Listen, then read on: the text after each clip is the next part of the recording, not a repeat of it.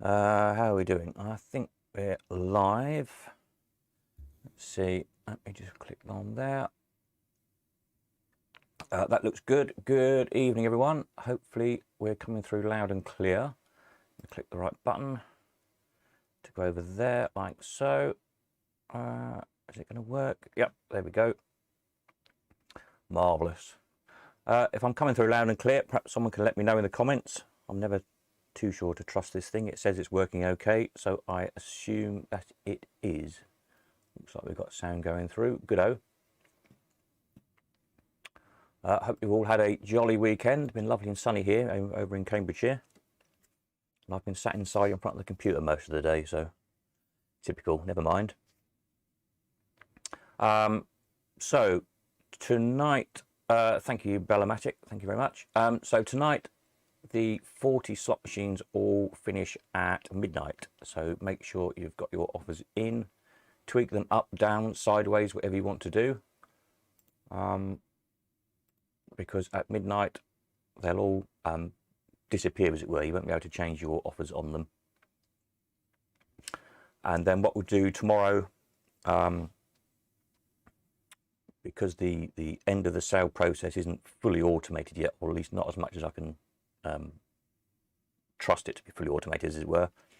We'll just go through manually in the morning and let people know, let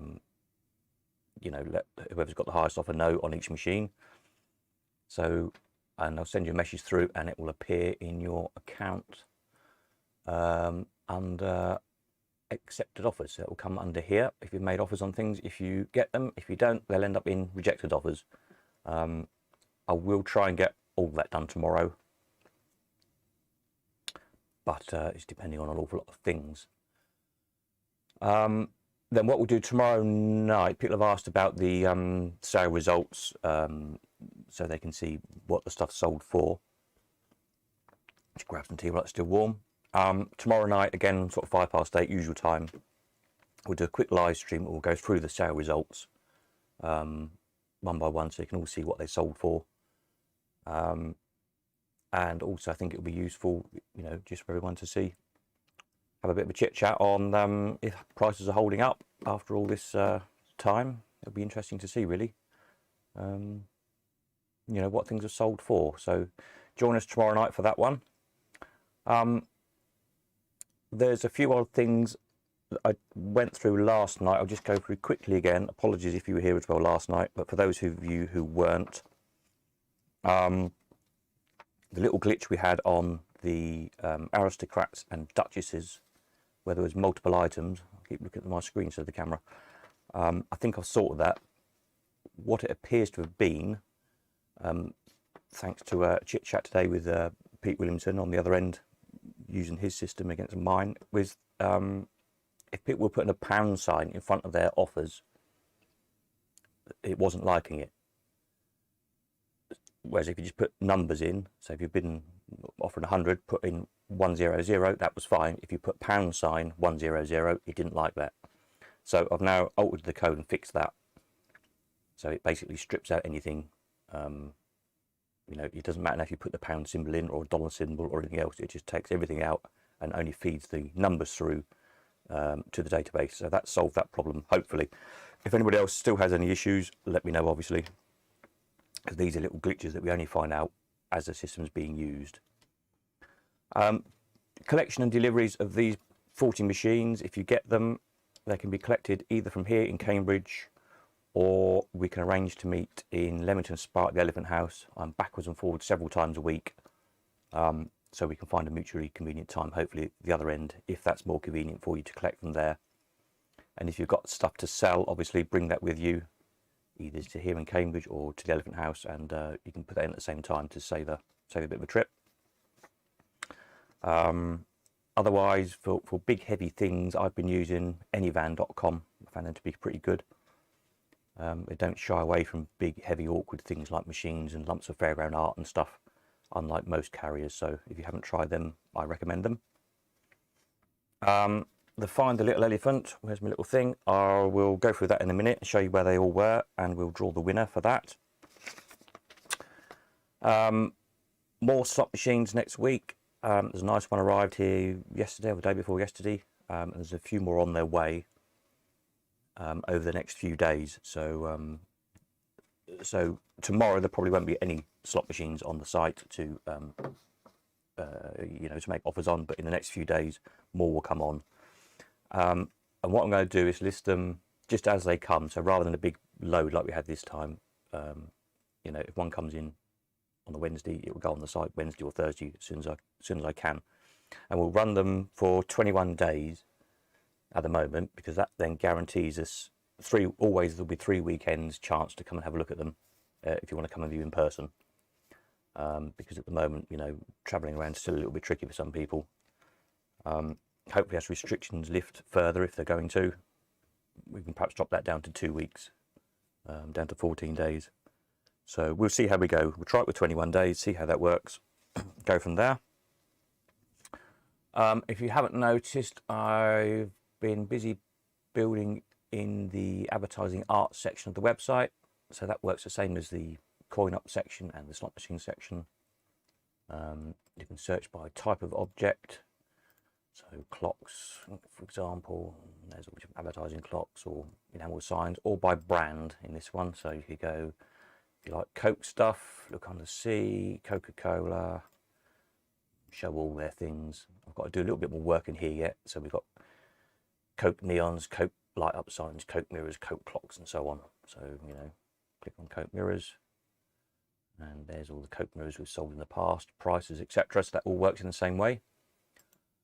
And I've got some advertising stuff coming next week in for sale as well. So we'll get those online next week. Fairground art part, that'll be the next major section to work on in the next week or so. Slot machine spare parts, lots of people have been getting quite excited about. I think you've all run out of projects, and we've all got that odd project in the shed that needs a bit we can't find. So that's another thing to be worked on in the next week or two. I'll have to work in a slightly different way. Spare parts for machines, but I'm figuring out how to do that. That's all those notes to go through. So what I will do next is have a quick mouthful of tea. I've been talking to so many people over the weekend, I've got a hoarse throat again. It's nice to catch up with all the collectors that we've not seen for a while, but it does involve a lot of chatting that I've not done so much of lately, hence I end up with a sore throat. Right, now somewhere here I have done a little video to show you where the 3 elephants were. If I click on the little thing, for those of you who spotted them, or didn't spot them rather, here we are. So there was one hiding on the back of the chicken, on the cheeky chicks. It sort of comes around and then just disappears into the ether.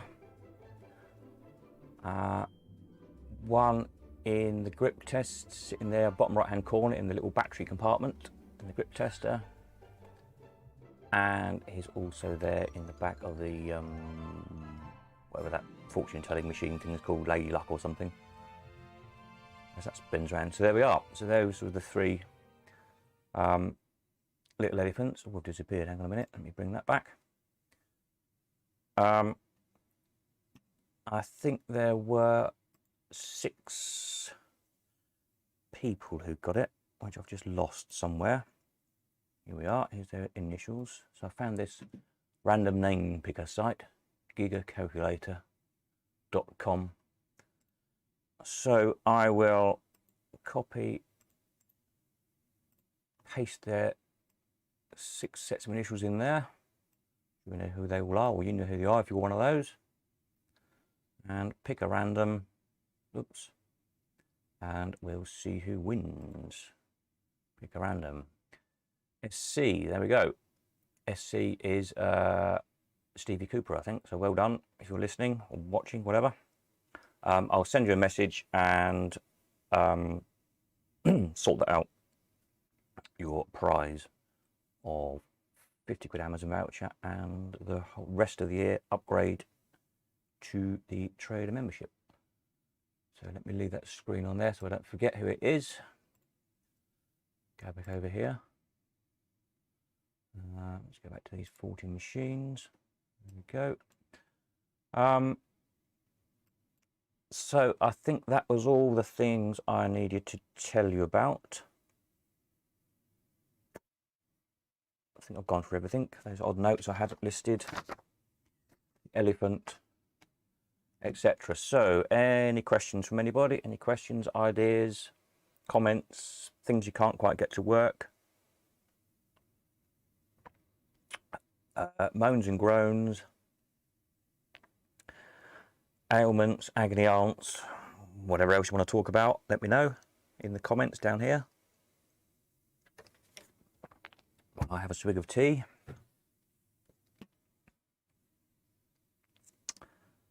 And something else I was going to say. What else did I change today? I keep tweaking little bits of the website half the time. I can't remember what I've done. Sales wanted. No, I can't think what it was. One of those little tweaks. Did I put it on the front here? I might have done. Viewings available. Oh yeah. Personal advertising art. Yeah.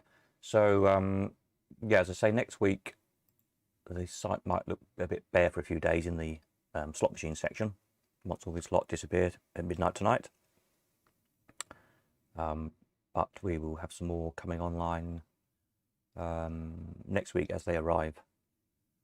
And as I say, if you're coming to pick machines up, either from here or from Leamington Spa, then bring anything you've got for sale with you. So be that slot machines, spare parts, because we'll get that online in the next week or two, books, or advertising art, that's enamel signs and mirrors and tin signs, all that kind of thing. If you've got any of that to sell, bring that with you as well. We can get that on the website. And hopefully get them sold as well. So anybody got anything they need to help with, observations, problems, etc.?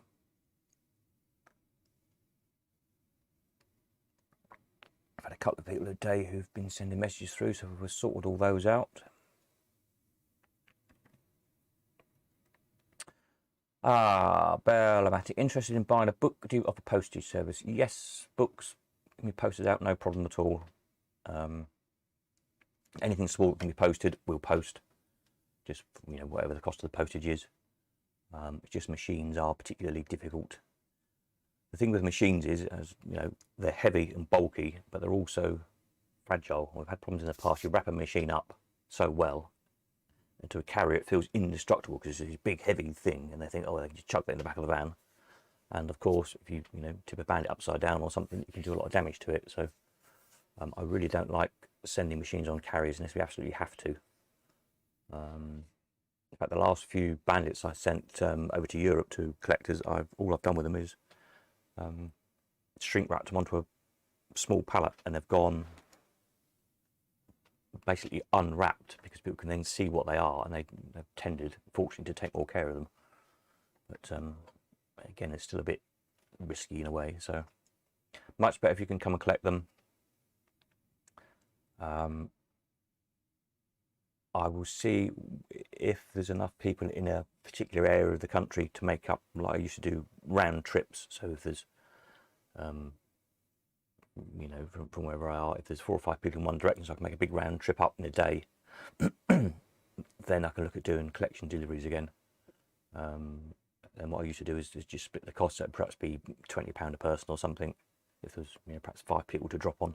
The problem now, of course, is with this system, when I'm making 30p a day out of you, instead of if I was picking up £5,000 worth of machine, say from a customer previously, where there was a few £100s worth of buyer's premium and auction commission to be had, I could afford to be a bit more lenient with what I was charging people for collecting and delivery. Now, of course, I can't, so it will have to be charged for properly, I'm afraid, for whatever it costs. But we can probably still do it cheaper than you can get here yourself. And equally, most people, I think, in their area know fellow collectors that are within a few miles of each other. So just a case of really trying to help each other out. If you can get together, if you've 2 or 3 of you got things to sell in one area, I can come and collect the whole lot in one go or deliver to you, whatever. And we'll do what we can to make it as cheap as we can. But it's not easy to move big heavy things around the country.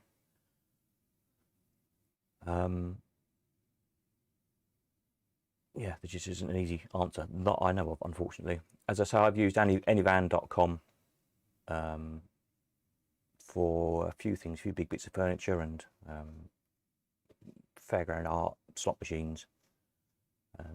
Touch wood, I've not had any problem with them. They've been pretty good, very efficient, at a reasonable cost as well. So have a look at those if you've bought something you're away, and get a quote from them. Mr. Tree Frog, hi Steve, will results be announced tomorrow or later in the week for the 40 machines? Cheers. What I'm going to do, if you missed earlier, in the morning I'll go through and send a message through to everybody who's bought something, and it will also appear in your accounts under, oops, go to accounts, offers, accepted offers, will appear there if you've won something, as it were, and rejected if you haven't. The rejected might be another day, just because I haven't finished writing the automatic code to do all that automatically. So for tomorrow I'll have to probably do it manually, just because I've not had enough data, real data, to play with until now, until we've solved this batch of stuff. And then tomorrow night we'll do another quick live stream, 8 o'clock again, and I'll go through each result. And it'll be interesting to see really what stuff is made, and obviously I can't say who has bought what because it's data protection and so on, but you know, we can say what each thing is sold for, yeah, it'll be interesting to see what people make of that. There's a few people looking to sell stuff who are waiting on seeing what this lot sells for first of all, understandably, to see whether the system's going to work or not. So hopefully we get some good results. And then all the prices will then just filter into the normal pages.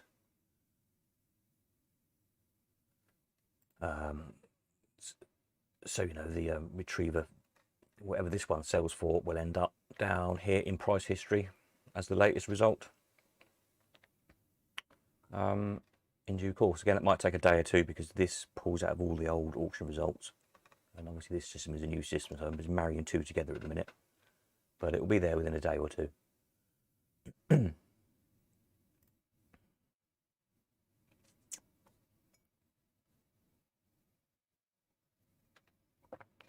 How are we doing for the want? Somebody, I've got to change, I just had a message through about changing this picture because it's not a very good example of a progressive star, apparently. I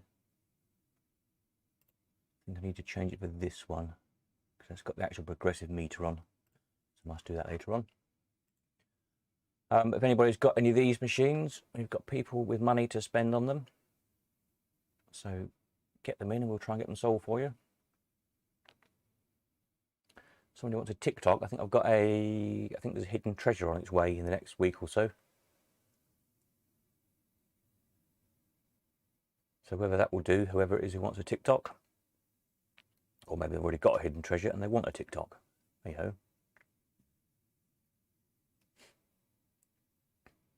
Right, so you built a bear. I sold a few of those. Octopus we've now got a picture of. Thanks, Tom, for sending us a picture in of that. Let's fill that gap in. I haven't seen one of these for years. Interesting thing about this is called Octopus or Octopus. I sold one years ago. I actually had the H on the end. This picture is Octopus. And it has 9 legs. I don't know why that should be, but there we are. Interesting little thing. Nice little machines. Not many of them around. We've got here someone wants a crack shot. Very nice machine. I've got the curved glass version, which I only know of 2 of. I think I only know a couple of these. That was that's Nick Costa's one. or wasn't it cost us one? And there was another Morris, as you remember, Morris Phelps, he had one in the kind of the flat case. Don't know where that one went. So there's two around somewhere.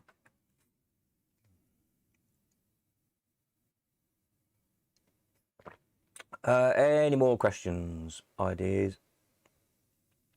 Moans and groans. Excuse my husky throat. I have to get something more, some throat sweets or something.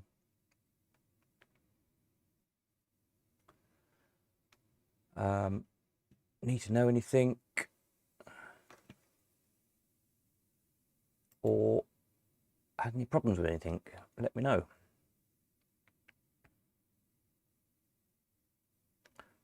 If not, we'll wrap it up soon as a nice quick short one and let everybody carry on with their evening, tweaking their offers.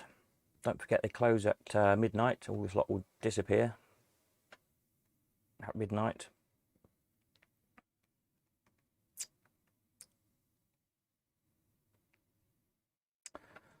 Mr. Treefog, will wanted machines go to you first before going to potential buyer? Yes, that's the idea of it. So any of these wanted machines, if you've got one, bring it in. We list it on the site for sale. So, you know, you don't just have to accept. So let's say you have a Octopus, because we just looked at that. So we've got someone who's offering up to 400 quid for one. So if you go on the page, click here to consign it. That just lets us know you want to enter it. But then we put that on the site for sale. So hopefully someone may well offer more than £400 for it. So it just goes through the normal process. So it's not a direct sale to the person who wants it. No, it goes out to offers, the same as everything else. So everyone gets a crack at it. It's just really to, the idea of it is to show what things are wanted at the minute. So if you've got stuff sitting in the shed that you're not sure whether it's worth putting on the market or not to sell, now you know there's people at least looking for these things. So there's at least one or more customer looking for all these things at the minute. So that's the idea of this system.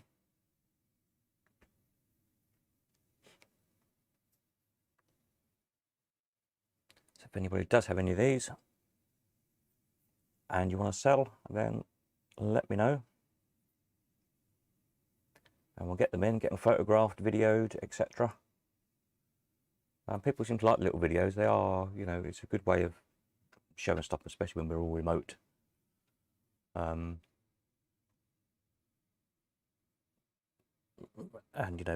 obviously I need to make the videos a little bit better. Goes without saying, we can always improve everything, but just the general idea of it, being able to see things 360 degrees, inside and out, and working where appropriate. And it was a case of trying to get the videos short enough that they don't get too boring, but long enough so you can freeze frame them in any position if you want to look at something. And all those will stay on the site forever. So they gradually build up an archive. So again, if you're restoring something, it's perhaps a bit missing, or something's wrong with it, you can look up the video, find the point, the right angle of the mechanism, and have a good look at the mechanism and compare it to yours you're restoring or fixing, whatever, and hopefully figure out what's missing or what you need to do to fix it. So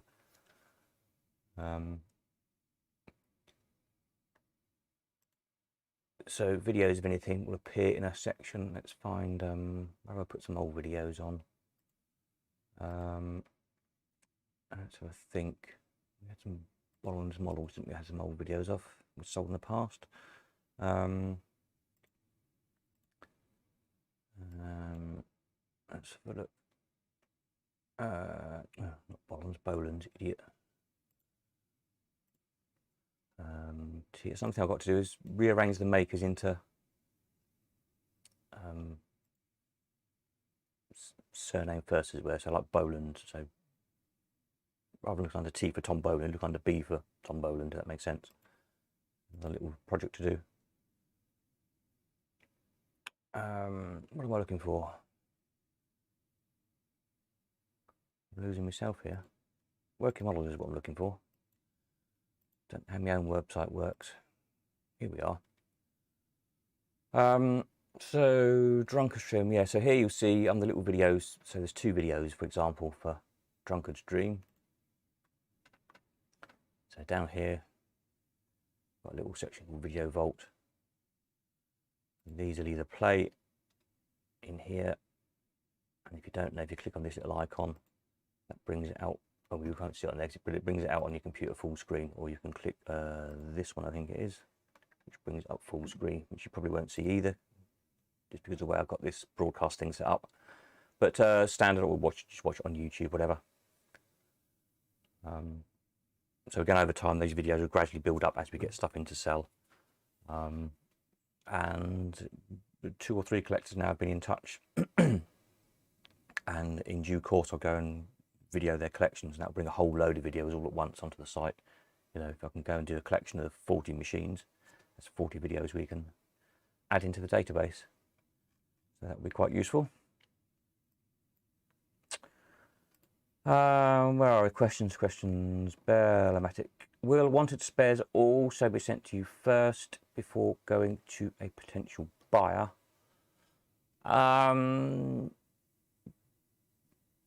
That's the intention. It does seem a bit labour intensive, possibly. But again, the advantages of stuff here, if people are coming to view other stuff or collect stuff or drop stuff off, they can do that at the same time.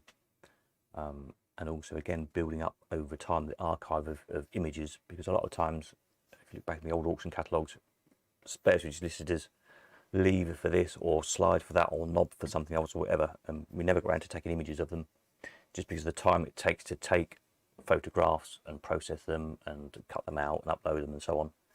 For a, you know, £5 spare part, I just didn't have the time to do it, as opposed to a £500 machine or a £500 enamel sign or whatever, which obviously, you know, warrants the time to do it. So by getting the stuff here, again, we can try and you know, get some good images of it so people know what the bit is if they've got one or looking for one in the future.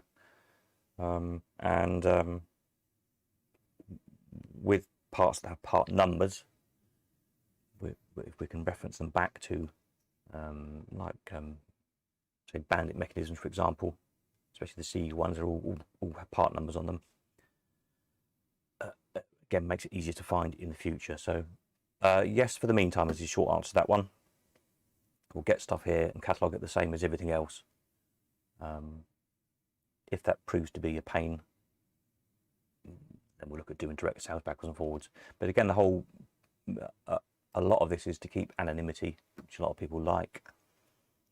It doesn't bother some people, but a lot of people do like it. They don't like you know, having strange folk go around their house or rummage in their sheds or whatever when they're going to pick a machine up.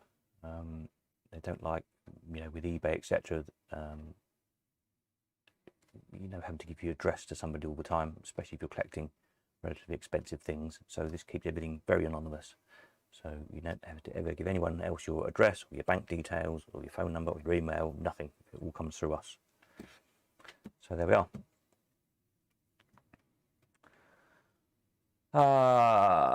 Peter said, evening, can confirm bidding all went well. Good. Hi Stevie, you won the elephant competition, by the way, if you weren't here earlier on, so well done. I'll be in contact in a bit and send your prize through. So well done you on that one. Mr. Treefrog says, I guess to save 2 postage charges, maybe a wanted requested for spares goes in and potential seller sticks on eBay or somewhere similar. Not sure I'm with you on that one. Let me read that again. I guess to save 2 postal charges, maybe I wanted it requested for spares goes in and potential seller sticks on eBay.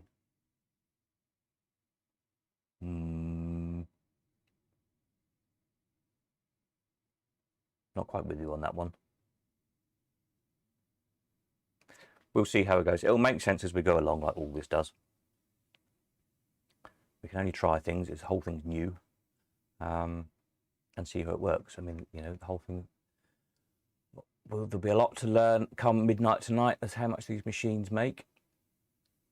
For those of you who joined us later on, as I say, if you bought a machine, I'll let you know in the morning. In due course, that will be fully automatic. So at midnight, it will automatically notify you. That bit isn't fully tested yet. It's half built, but I'm not going to rely on it for this first time around. I want to make sure, double check myself that the right person gets notified that they've got each machine.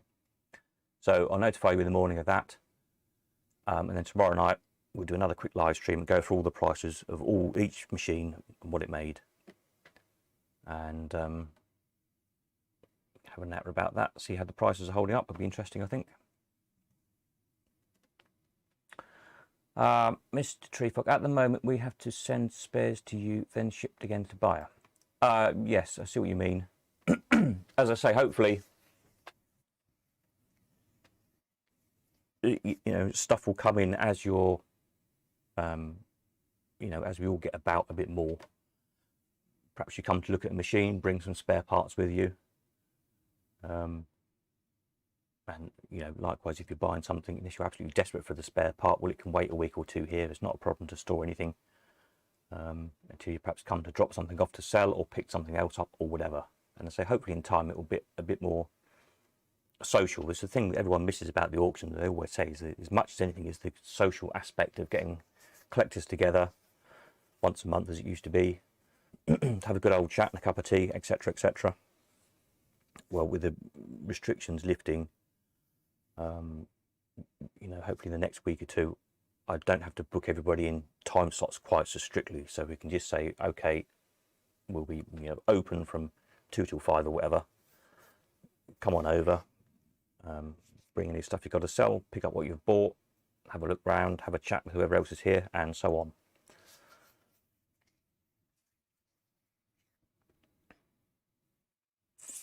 Stevie, amazing. I did not know. Just got home. Thanks very much. Oh, very good. Yes, well done, you.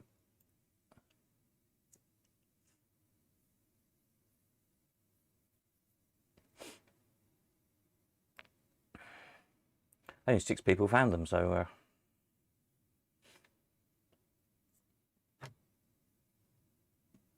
shall I do a little video again for those of you who missed it? Well, I've done my little video. The find the elephant. Here we are. So if you didn't tune in earlier on, the 3 little elephants were. It appears on the back of the cheeky chicks. Disappears again. And is in the back of the grip tester, bottom right in the battery compartment of the grip tester. And in the, whatever that fortune teller is called, Lady Luck or whatever it's called. There he is, stood in there as she spins round. So there we are. Well done to the 6 of you who spotted them, and well done to Stevie who won the prize. So I'll do another one with the next batch of videos.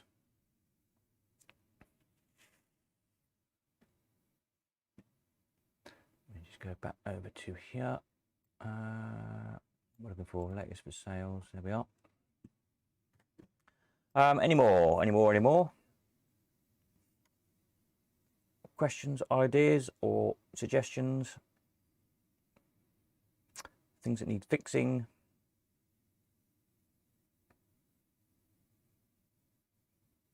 By things I mean fix, I mean things that need fixing with the website, not your leaky tap or whatever.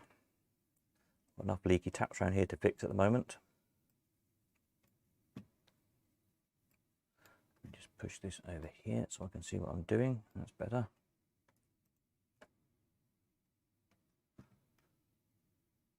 Yeah, so we're working on, say, fleshing out these other sections of the site. So at the moment I'm working on, in between working on uploading more books, the advertising art bit, and then in the next week or so will be the fair round art bit. For the short term, while I'm going to be working from home, fairground art that we bring in to sell will probably be limited to relatively small things, you know, little signs that always sell well, that kind of thing, rather than great big chunks of, you know, I mean, at the moment, a Dodgem car is going to be a bit impractical, for instance. A Gallop horse, maybe I can manage, but yeah, smaller bits for the meantime. And then when we get back to the elephant house, hopefully in the not too distant future, and get a new roof on it, then we can, you know, get back to selling all the big stuff again.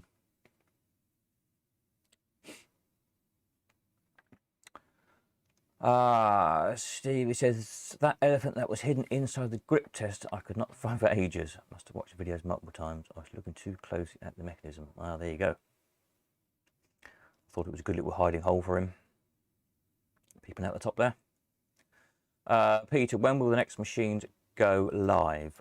Probably, I was going to say Tuesday, but it's Tuesday tomorrow. Probably Wednesday, sensibly speaking, because tomorrow morning, as I say, I want to go through all the offers and just make sure the right person is being notified, especially where there's, if there's 2 offers for the same amount, then the rule is the person who made the offer first gets it.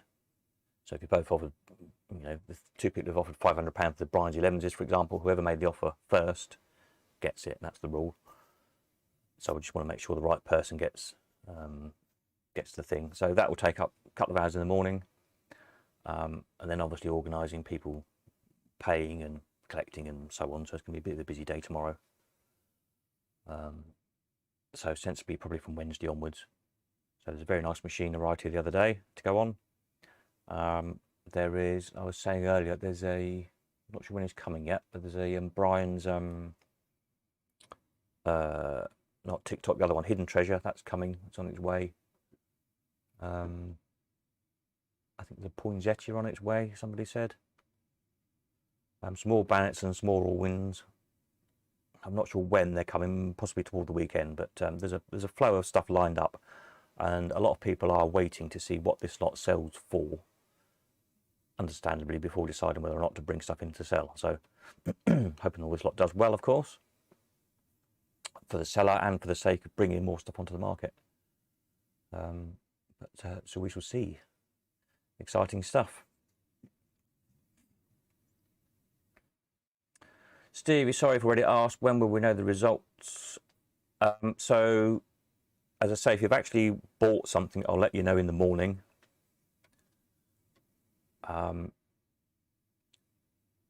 So you'll get a message through, but it'll also appear under your in account, under offers, and it will be accepted offers. So it will appear here. And likewise, if you didn't get it, it will go under rejected offers, and that will just keep a record of you know, what your offers for different things were, so you know, offer a bit more next time. And then tomorrow night I'll do another live stream at 8 o'clock again, and we'll just run through the prices of what the 40 machines made, and have a chit chat about that. It will be interesting, I think. Just have a bit of a chat about prices and whether things are holding up or not, whether we're getting the prices we used to, whether it's higher, lower. So I'm sticking my own neck on the block there, really, aren't I? Thinking about it. I hadn't actually thought of that before now. So fingers crossed we get some good prices, and that brings lots more stuff onto the market for us all to buy.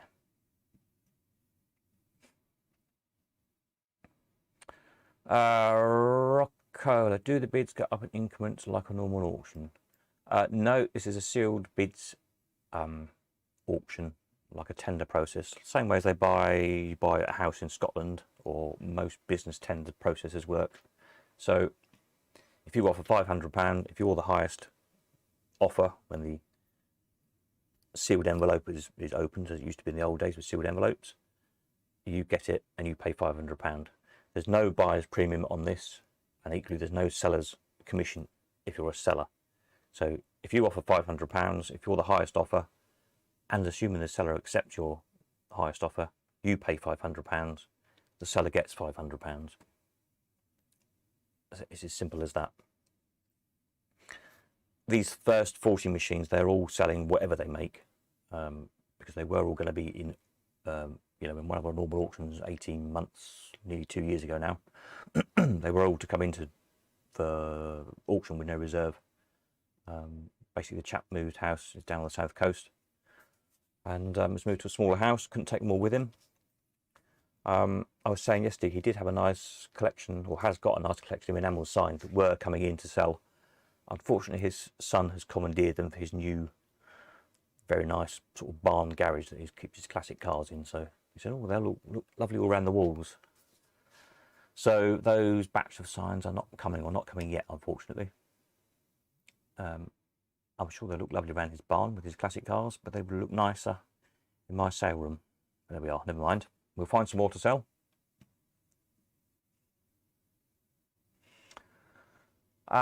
Peter, has there been any replies to the wanted ads yet? I don't think there's been any direct ones yet. Let me just see what we've got for sale wanted.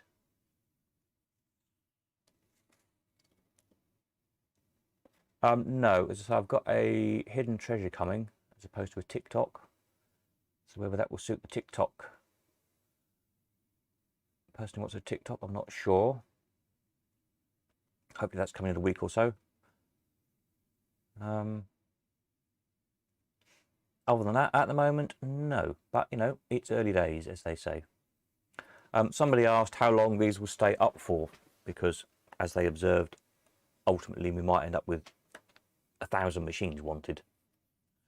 So the answer to that one is I'll worry about it when we get to, you know, I don't know, 100 or so. We'll probably just knock the oldest ones off. So we'll perhaps put them on for a month or something at a time. And, you know, if you haven't found it in a month, you could then renew it again. Because, of course, you know, in time you may well have got one from somewhere else, or bought something else, or just gone off the idea altogether. Wife's told you can't have one, etc., etc. Let's be sexist about it, why not? So, yeah, we'll do something like that. Again, it's a play it by ear. Bearing in mind it's all new, we'll see how it goes, but that's probably how we'll work it. Say, you know, a month-ish at a time. If you haven't got one, it will drop off the bottom of the list. But obviously you could then renew it again if you're still looking for that machine that you haven't yet found.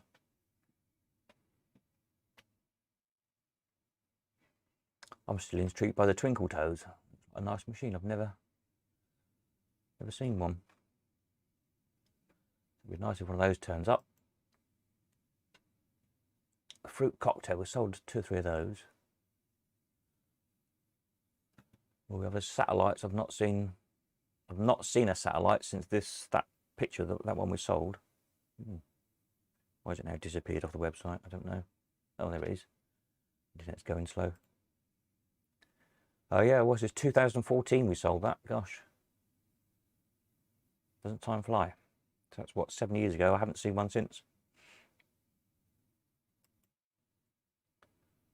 But if anybody's got one, we've got somebody wanting one.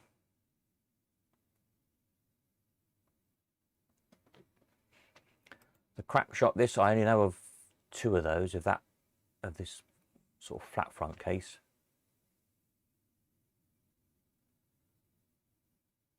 And 2 with a curved glass, which I haven't got a picture of on here, which I own one.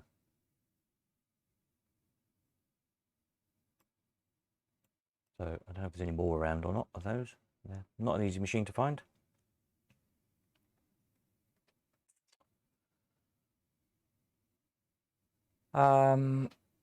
Where are we down to? Machines insured if we send these to you. Yeah, well, yeah, once they're, if I'm transporting them, then obviously they're covered by me on my liability, and whilst they're in my possession. If you send them via carrier or whatever, then obviously that's down to you insuring or trying to insure with a carrier, which in my experience is really hard to insure anything antique, anything mechanical, and anything with glass in it, which pretty much covers every slot machine ever invented. So I can say, in all the years I've been doing this, which is 30 years, I can only think of, I think an Allwyn got broken once when somebody didn't know what they were doing, in one of the auctions a long time ago, you know, opened the door, didn't realise how heavy it was. A fill 'em up type Allwyn, which are really heavy on all the mechanisms on the door. For people who know the machine, very heavy machine. Opened the door and it swung and fell on the floor. They're pretty robust, but it, you know, smashed the glass and I think it broke the door frame, if I remember rightly. And that, as far as I can recall, I think that's the only thing we ever had broken in an auction. And then the only other thing I remember, we had a lovely, many years ago, a Brian's 11s. Let's see if I can find it.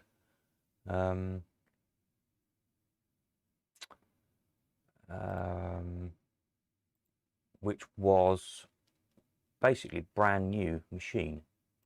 It was one of the last built by Brian's. There was a collector, can't remember his name, he was a vicar. I don't know if he's still around or not actually.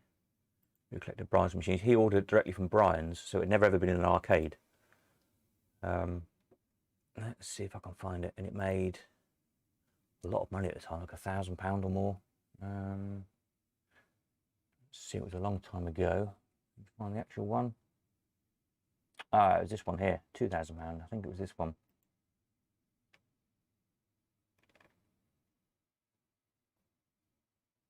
$2012. That sounds about right. I'm sure it was probably that one. And a chap bought it in America, California, I think. A collector who specifically wanted the best. Brian's 11s, it was his idea of a quintessential English machine. He specifically wanted one. He'd waited and waited to find the best one he could. This one came up, basically brand spanking new out of the Brian's factory. There was a lot of Brian's collectors here after it as well, obviously. It made a lot of money. Packed it really carefully, shipped it out, fully insured. It arrived 2 days later. He phoned me up, said, "Great, got the machine, thank you very much." But half an hour later, he was back on the phone to me saying, "I've just realised it's all broken." He said, "I unwrapped it and the glass was smashed, but I kind of expected that, didn't think any more of it." I said, "I realised once I unlocked it, it had been basically, it seemed that the carrier had probably dropped it from some height flat on its back. So the door had kind of caved in. You know, on the Brian's machines, you've got these castings at the corners hold the frame of the door together. There's no actually wooden joints here. It's just these metal brackets hold it together, for those of you who don't know. So the impact had kind of bent the door in, made a bit of a mess of it for a mint condition machine. And the insurers would not pay out on it. And they argued that because it had got glass in it and the glass had broken, that was their get out clause in insurance. Even though we both said, well, we're not trying to, you know, we're not claiming for the bit of glass. The fact of the matter is you've dropped this machine off the back of a truck or something and smashed it. Despite it being wrapped up with sheets of plywood and bubble wrap and foam and God knows what else. When I packed stuff to ship it, I photographed all the layers all the way through and put a whole set of photographs with it to prove how well it's been wrapped. And they just would not pay out. And yeah, so that kind of really, you know, from that day forward, what's the point of insuring anything? Anyway, I'm ranting. Where did I get to?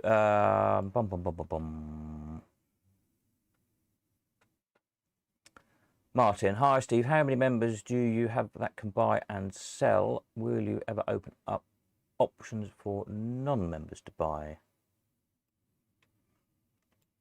I think there's about 500 on there at the minute. Members that have signed up so far, not all paying members, I hasten to add. Be nice if they did. Will you ever open up for non-members to buy? No, the short answer is no, because I've got to earn a living like everybody else somehow. And as I say, with this system, there's no buyer's premium and there's no seller's commission either. So if you buy a machine for £500, you pay £500 to us, we pay the seller £500. So we're not taking a single penny out of the transaction cost. So we make our money by the £10 membership fee, and for that you buy and sell as much as you want. Now some people say, oh well, paying you £10, suit yourself.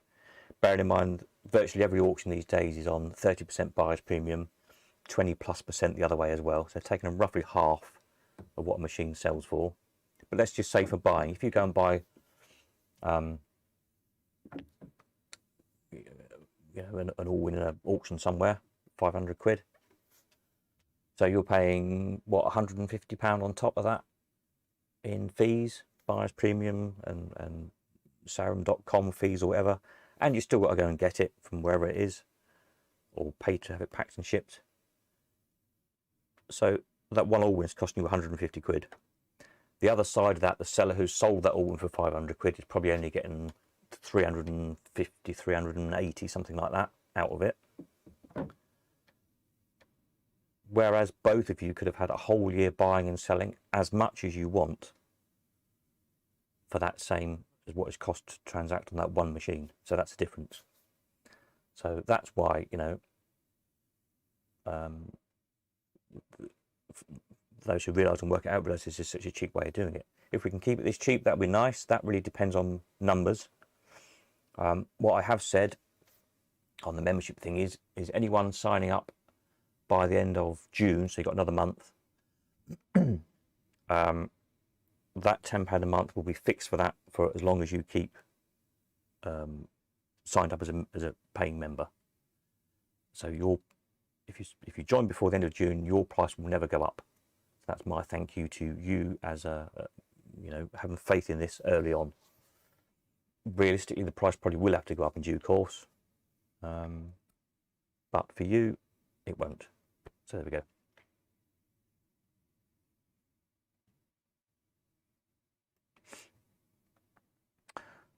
How are we doing? Any more questions, comments, ideas?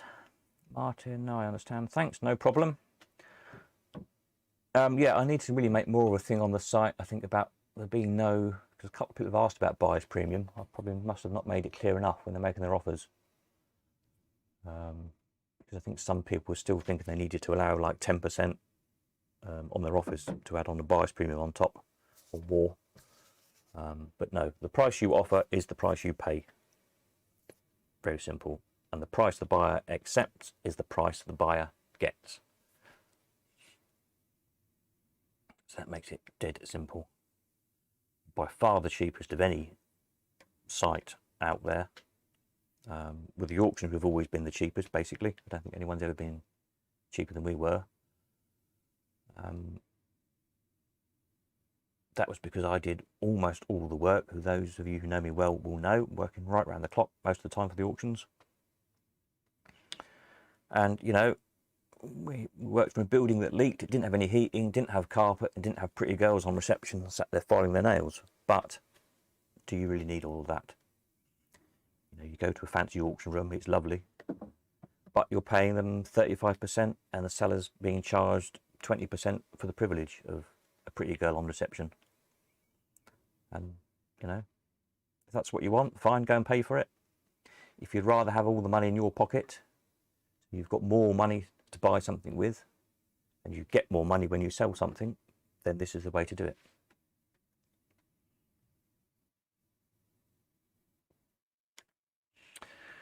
Jacko's Jukes, it was all about the people. At the auction, yes, it was. Everybody says the same thing. And whether we'll ever get back to those days, who knows?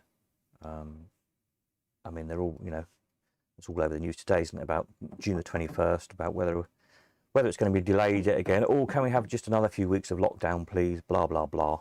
For those of you who come to our auctions at the Elephant House in the past, knows when we were busy, we literally could not get everybody in the building. They were stood out in the street, across the road, sometimes the other side of the road trying to bid. It was chaos. Because that many people were trying to get in to bid, plus all the commission bids as well that we had. So we'd have probably 500 people sometimes trying to bid at an auction, literally 200 or 300 in the building, probably 50 outside, and often I'd have 100 or more absentee bids to go through, which is why it took me so long.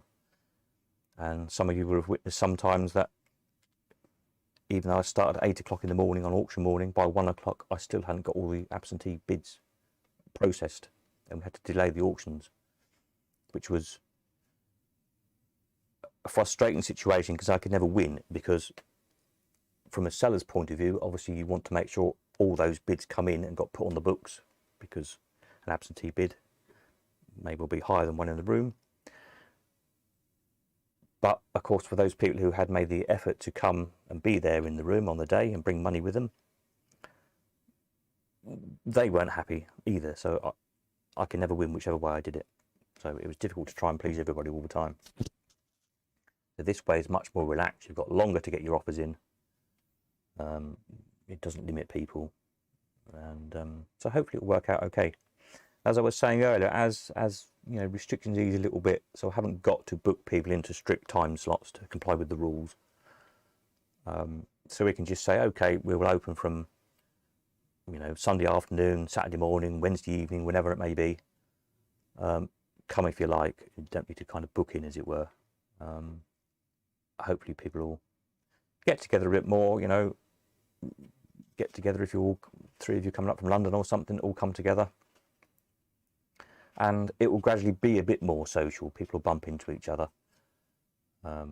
or arrange to meet here. If you know, if someone's coming up from down south and someone's coming from up north, meet here in the middle. Have a look at what we've got for sale, drop some things off to sell, pick up what you've bought, etc. And you kind of use it as a meeting point and a gathering point, and do a bit of business while you're at it. That's the plan. Let's hope it works. Hope so. Yes, me too. Peter, thanks for keeping the costs as low as you can over the years. Yes, I kept them very low. I'm sure I could have been a millionaire by now, the amount of stuff I've sold. Despite most people thinking that I am in fact a millionaire, I'm not, unfortunately. But, you've sold a few £1 million worth of stuff. But yeah, as I say, if you look at most auctions taking 50% now of the hammer price, which to me is just crazy. I bought something a few weeks ago in an auction. It was £620 hammer price, and it cost me just over £1,000. I paid the auctioneers, plus going to get it.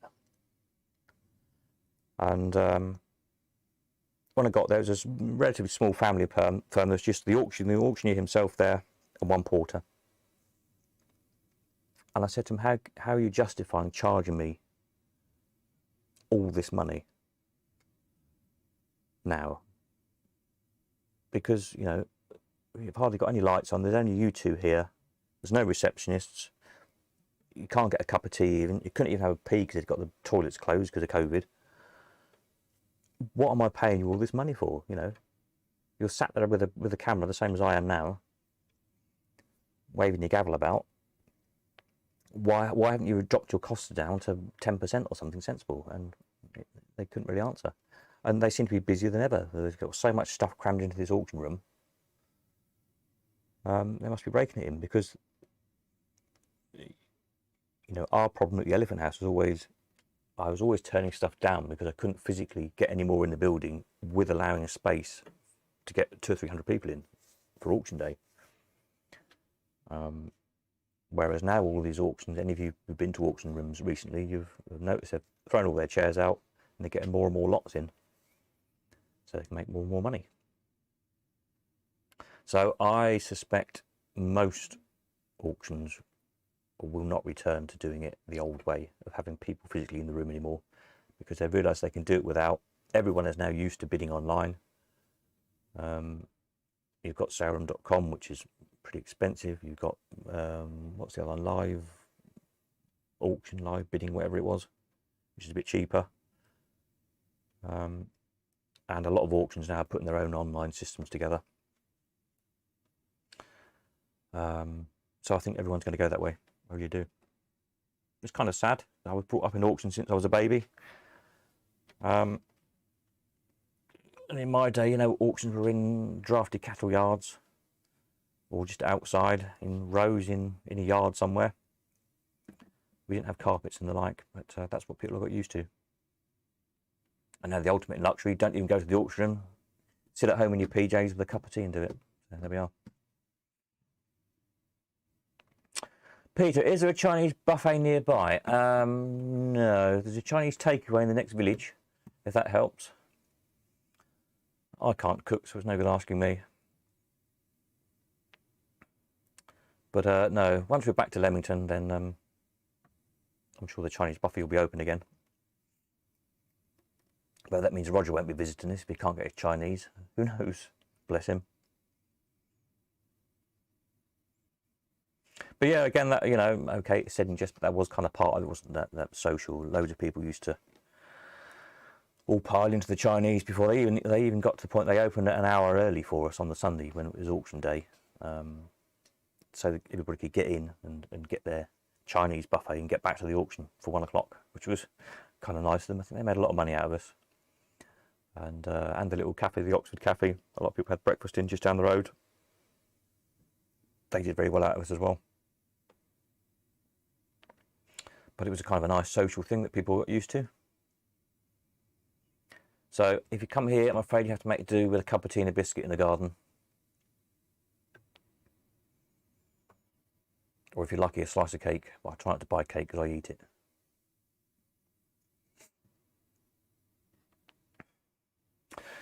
Sunday lunch has never been the same. No. No, probably not. And it was always kind of nice for me to escape for an hour or two on the night before the auction down to usually the Chinese or somewhere. Just for a meal, because I'd probably been working round the clock on all day Saturday. And I used to just about manage to get finished by about 8 o'clock or something to have a couple of hours out with a few people. I'll have a meal and a drink or something, and then back home, and usually 2 or 3 hours worth of doing bids and things the night before the auction. So I get to bed about 1-ish, and then up at sort of 6 again, sorting things out, and then yeah, a very chaotic auction day.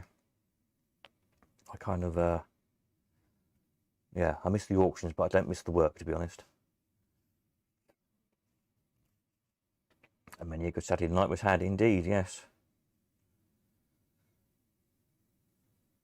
Yes, it's good to chew the fat with people. I say that's what's nice about this, is people over the weekend again have been to see me, people I've not seen for 18 months or more. And now I have time and they have time for a good old chin wag that I never had time for on auction day because I was so busy, so stressed, and just so much going on, so much to do, that, you know, again, people I didn't see from 1 year to the next maybe, and didn't have time to speak to them, which was a real shame really. But you know, now when you come, it's nice and relaxed. You've got time to have a good old look at whatever's for sale, pull it to bits, have a cup of tea, have another cup of tea, have another cup of tea, and put the world to rights, and then have another cup of tea, and then go on your merry way again. So I'm actually quite liking it, and I think most of the, well, I think everyone who's come has kind of liked it as well. Really, it's been well, it's just nice to get out and about again. It's half of it, I guess, but also just to have a bit more time. As I say, now as we bring these other sections on, the advertising art and the fairground art and whatnot, then you know, there'll be more people coming, toing and froing. And I might even resurrect the Auction of Horrors, for those of you who remember that. I mean, there's not a lot of crossover with the Slotty Brigade, but the Auction of Horrors lot are an interesting bunch. And a few of them have asked me if I'm going to do it again. So we probably will. In between everything else, I'm trying to empty the house here. And there's so much stuff, it's ridiculous. Mum was a bit of a collector, to put it mildly. So there's a lot of stuff to sell. So I may even have to have a Mum's Shed section on the website or something to try and get rid of some stuff. And there's, oh, God knows what's in the sheds, but yeah. If anybody fancies buying some interesting junk, I've got a lot of it to sell.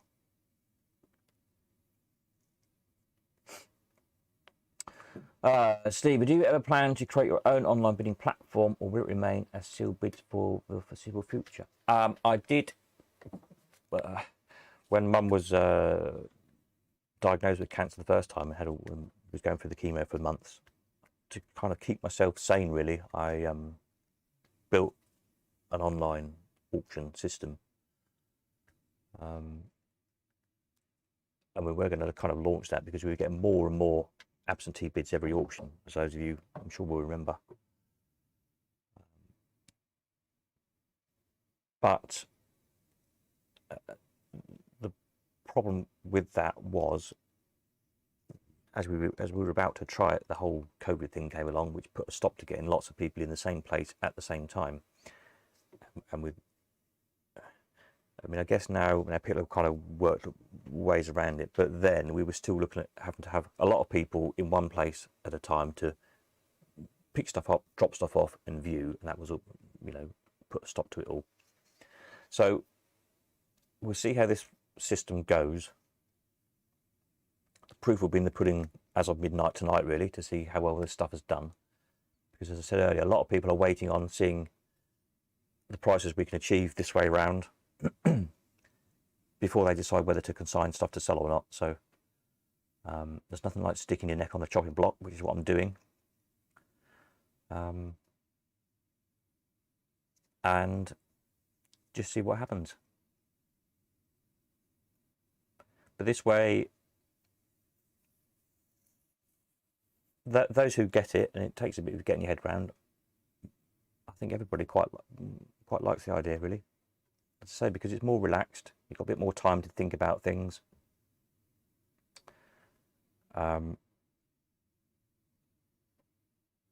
a buyer's point of view, you're not being pushed on, egged on, tempted to keep going extra bid and extra bid and extra bid, and then end up with buyer's remorse, because you've got time to think about it and to fix your bid for whatever that thing is worth to you, without anybody else egging you on or pushing you up or whatever. And you either get it or you don't. It's as simple as that. So as long as it works from the seller's point of view, in as much as we get decent prices for stuff, then it's a bit of a no-brainer. It seems to work for both parties quite well. And if I can keep the prices, if I can keep to the £10 or thereabouts a month to keep it nice and cheap for everybody, then really everybody wins. It's easier for me. Oops. In as much as it's not how can I explain it? I always said it was like a kind of a snowball effect with the auctions, because the early part of the month there'd be 2 or 3 machines would come in, and I could easily keep on top of getting stuff photographed, uploaded to the website, and so on. And then something nice would come in, put it on the website. 3 or 4 people would, I really want to buy that, so they'd consign some stuff to sell in order to buy that nice machine, or sign, or whatever it was, piece of fairground art or whatever. And then of course, so there's an extra 4 things, so then there's 3 or 4 people who might decide they each want one of those, and so it just exponentially built until 2 or 3 days before the auction there was a kind of a snowball of stuff in. Barely time to get it all photographed and uploaded to the website. The last items in ended up with having not the best descriptions. They maybe deserved better photographs or a video again, sometimes of things, and didn't get it just because I ran out of time to do it. Whereas this way we've got more time. So if something comes in that needs a bit more research, something really interesting, we're not stuck with a deadline, then it has to be catalogued and on the website by X date for an auction. If it takes an extra few days to make a nice video or photographs, or to research its maker or something interesting about it, whatever, then we've got the time to do that, because we're not. So that's why it works better, in my opinion.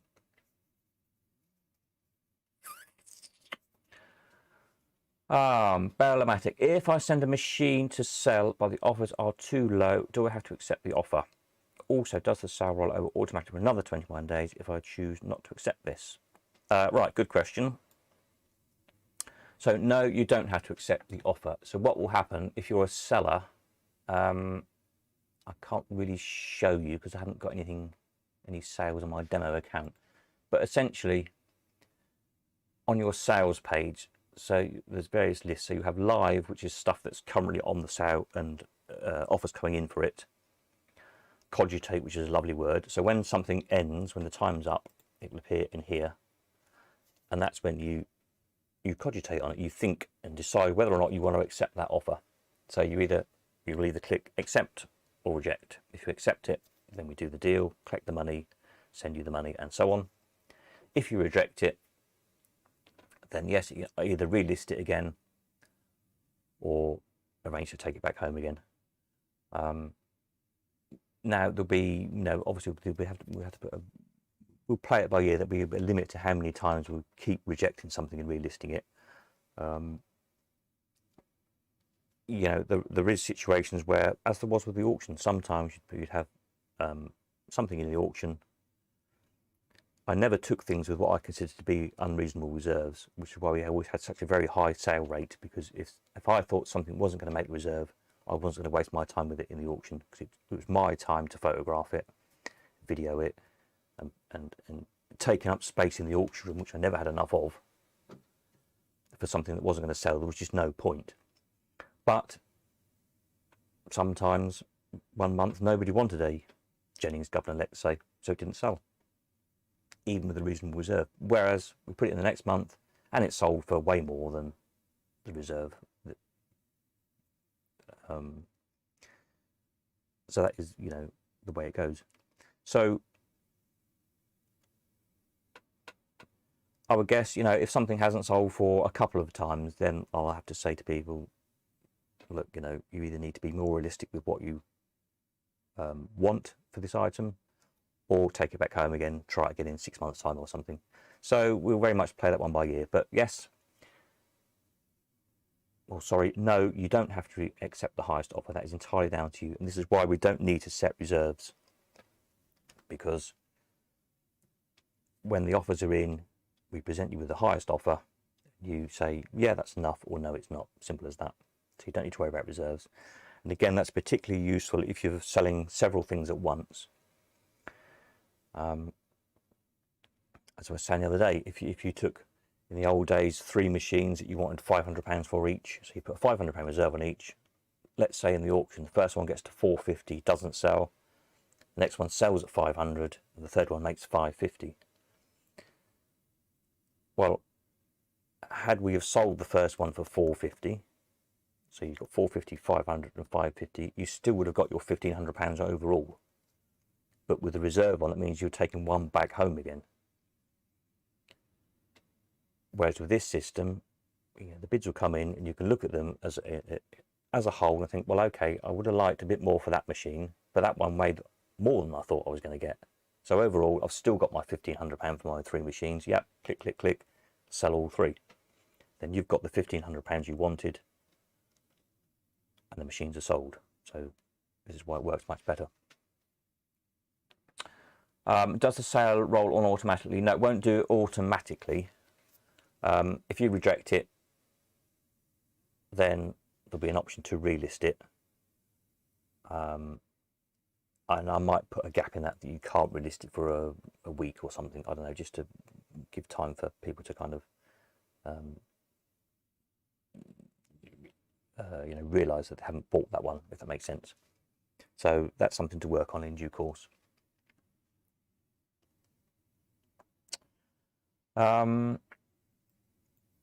Martin says, we'll miss the auction fee that many a time bid more than I originally thought I was going to pay. Yes, we've all done that in the past, that's for sure. That's a good thing and a bad thing, depending on your point of view. It's good for the seller because they get more, perhaps, than they thought they were going to get. There's always the case of buyer's remorse, of course, on the other side. And this is the, sitting in the middle as an auctioneer, trying to keep the balance of keeping both sides happy is a really tricky thing to do, because you want stuff to make lots of money for the sellers, but equally you want buyers to get good value for their money. So you're always trying to balance out those two sides, which is what makes a successful auction.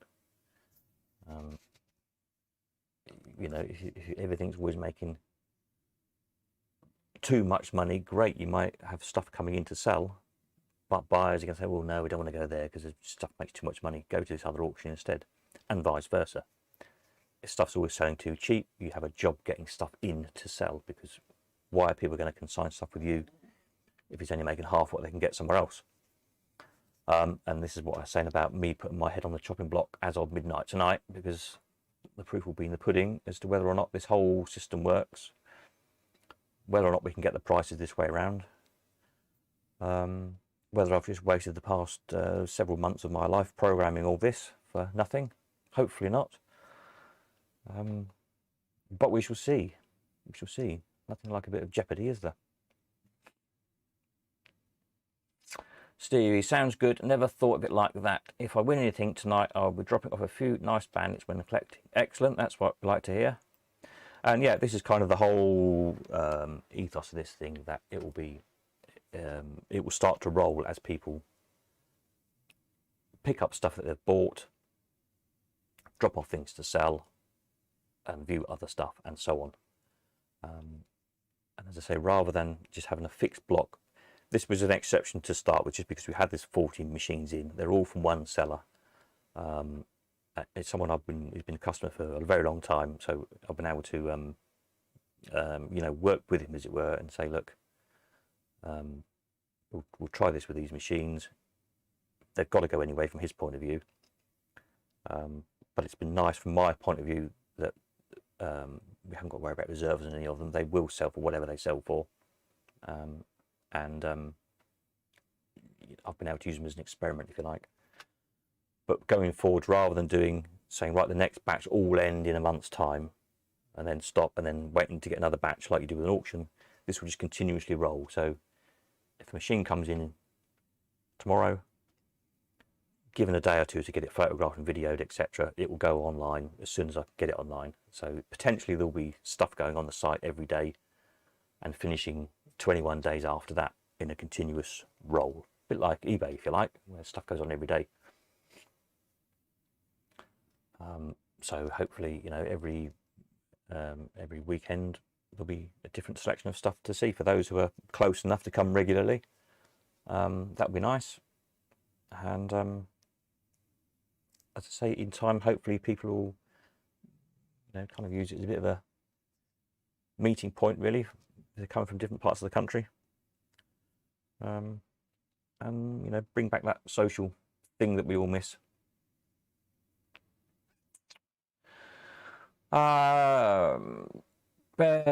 Does the coagulate button apply on the wanted ads section? No, wanted ads is the wanteds are not direct sales. So if you place a wanted ad on something, like I'll put these demo ones on my demo account here. So when you place a wanted ad, it appears, what have I got on here? A couple of books and a sign. So if I go to the book section, books. So when you place a wanted, it appears here on the home page for each of the relevant sections, which are these main first pages you come to. And obviously on the latest wanted at the relevant section, and indeed on the actual page, on the Fairground Art book page. You've got the general information about it. This is lit up in green because I, on my test account, have got a wanted ad. I can edit this from here. I can change that to £25, let's say. See that changes to 25. And just refresh this page and you'll see this changes to 25. So it says here, we have a collector waiting to buy, offering up to 25 quid. And inviting people to sell. So it's not a direct in as much as Mr. Smith sells direct to you who wants to buy something, as opposed rather Mr. Smith is alerted that somebody wants to buy a copy of Fairground Art. They've got a copy of Fairground Art on their shelf, so they bring it into us to sell. We put it on the site, and then you make your offer for it along with everybody else, and obviously hopefully you get it. So that's how that works. So it's a the wanted ad is a way of alerting all the other collectors out there that somebody wants to buy this thing. And anybody who has in the collections section, if you add the things into your virtual collections, when somebody wants something that you've got listed here that you own, you will get a notification. So for instance, here my sample account, I've got a Wondermatics arcade machine. So if somebody were to place a wanted advert to say they were prepared to pay £500 for this machine, I would get an automatic notification that somebody wants to buy something I own. Do I want to sell it, basically? So it's like a, I think I once described it as a bit as like a dating site for collectibles, if you like. We, you know, hence the collector connector. We're joining up people who want to buy stuff with people who want to sell stuff, but from both directions. So whereas with an auction, whereas with eBay, whereas with these days virtually every platform for selling stuff is just from the seller's point of view. So you can offer stuff for sale, but you can't offer to buy stuff. You can't place wanted ads anymore. And I was saying before, back in the day of Exchange and Mart, etc., before the internet, there used to be hundreds of wanted adverts. And you put a wanted advert in, say, you know, like I did, I want to buy one-armed bandits, and every now and again, not that often, but you would get phone calls from somebody to say, oh, I've got a one-armed bandit. It's like this, I want 50 quid for it or whatever. But these days, there's nowhere to do that. There's, you know, all those Exchange and Mart, Loot, etc., all closed down. Even your local newspapers don't have classified ads in like they used to.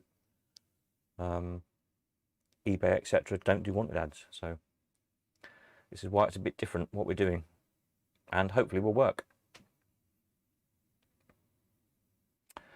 Andrew, evening all. We will be able to bring items to Leamington, or will it only be at sea? Yes, Andrew, you can arrange to meet me at Leamington Spa.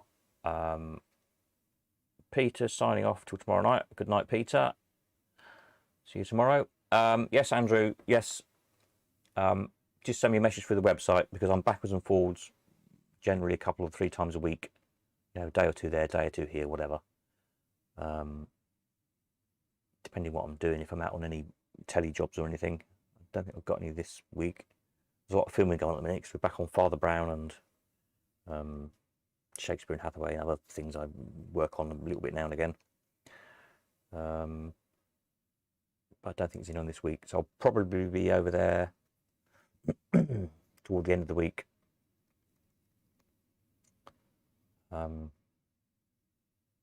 Yeah, when we're a bit more organised, I'll try and have fixed times, but obviously it's tricky, you know, weekends. I can't be here looking after people who are coming to view stuff and be in Leamington for people who want to drop stuff off. So we'll think on that as we go along. But send me a message and we'll sort something out, I'm sure. Mr. Treefrog, a hidden minimum amount might encourage people to bid more and not wait until the end. Note if they had not, would help buyer and seller maybe, as below the minimum you would have instant rejection. Yes, that's an interesting idea. So you mean, for example, yeah, I see what you mean, yeah.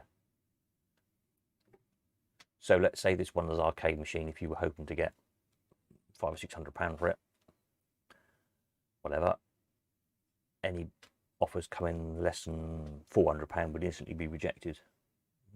Yeah, I can think about that one. I think, I mean, the point is, if you're, you know, once you're upgraded to trader so you can buy and sell, you've got access to all the historic prices. I mean, the last one of these we sold was back in 2016 and it made £840, you can see from there. So anybody with a bit of common sense would know that if they want to buy that, they're not going to be able to buy it for 300 quid. And this is, you know, the whole point of pulling all these prices together for each different thing on each page. And that's why the site is laid out in that way. In due course, I'll have I'll program some kind of graph or you know, to see the average prices. Obviously, some things we've got lots of prices on. That one we've only got one of. You know, if we go to our good old favourite, the Brian's 11s, everyone knows and loves. Since we're talking about machines, we've probably got dozens of prices. Oh yeah, here we are. So it's 39 prices of 11s, for example. So you can see quickly they range between the cheapest scanning down is about, well, probably a couple of rough ones, obviously, but they've generally ranged from about 400 to about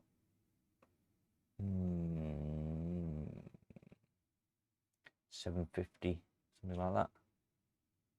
750, 780. Apart from that £2,000 one I was talking about earlier on.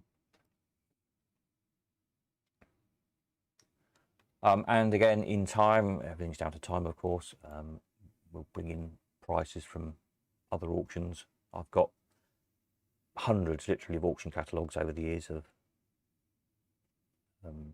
where machines have been sold, as well as all our own.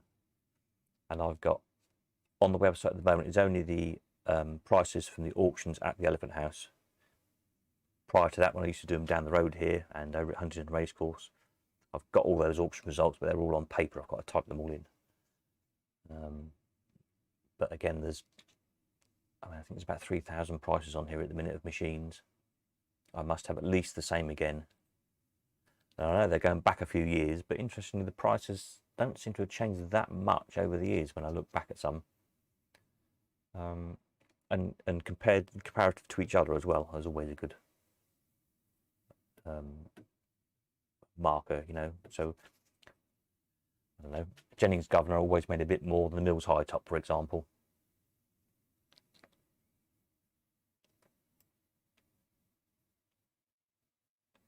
So yeah.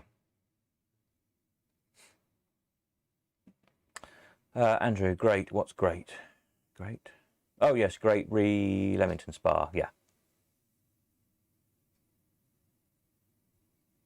Yeah, I've been talking to a few people in business I know about an idea of, which is a bit pie in the sky at the minute.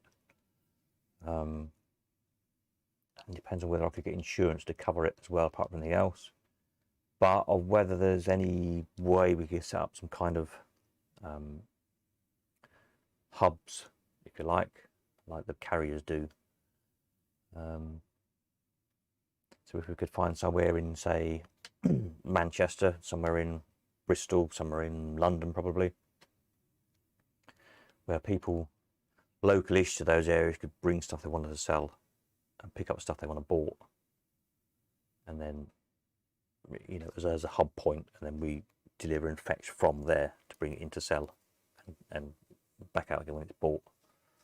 So that's something to think about, and a bit longer term, if this takes off and works, then we can look at doing that. It's, as I was saying earlier on, it's really tricky. As we all know, machines particularly are probably just about the most difficult thing to move around the country, because they're heavy and awkward, big, but also fragile, as those of us who have machines know. And when, as I was saying earlier, you wrap them and pack them to a carrier, they feel indestructible because they're that bulky and heavy and hard. They think it must be, oh, just sling it in the van. But we all know, of course, that if you tip a machine upside down, you don't do an awful lot of good necessarily. Break the glass, and if it's something, you know, if it's an electromechanical machine with a nice glass in it, then it's screwed, isn't it? You took off about 2/3 of its value. I mean, if you think, for example, I mean, the rotor pool we've got in for sale at the minute, this was really nice. Probably the nicest glass I've seen in one of these. Well, with a nice glass in, it's a few £100. Smash the glass and it's 100 quid, isn't it? 80 quid maybe, because you've got to find another glass from somewhere. So most of the value is in that glass.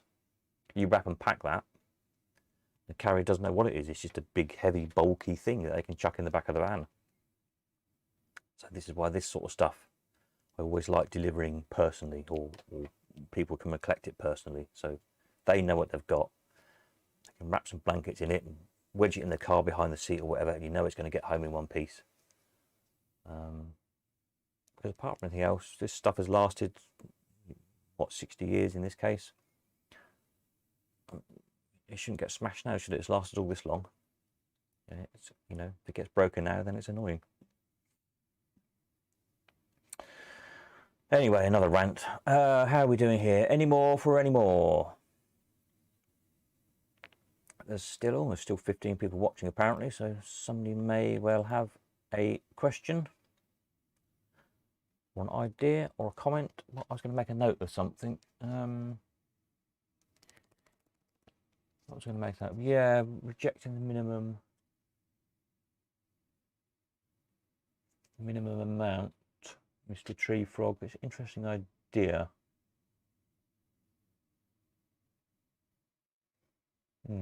Yeah, I mean, as for waiting to the end, there's no need to on this. People will, of course.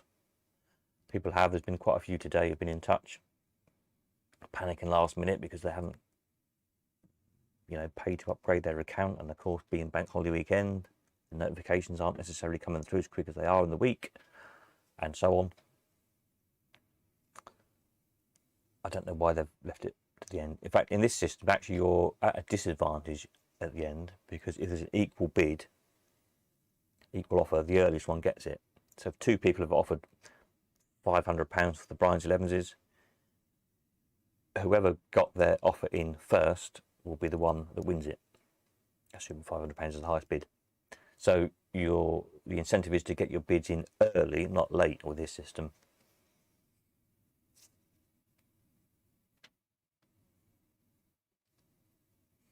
Any more from anybody? How are we doing for time? Well, it's 9:30 gone. A bit of a busier night tonight, I guess, because it's bank holiday and maybe people are off work.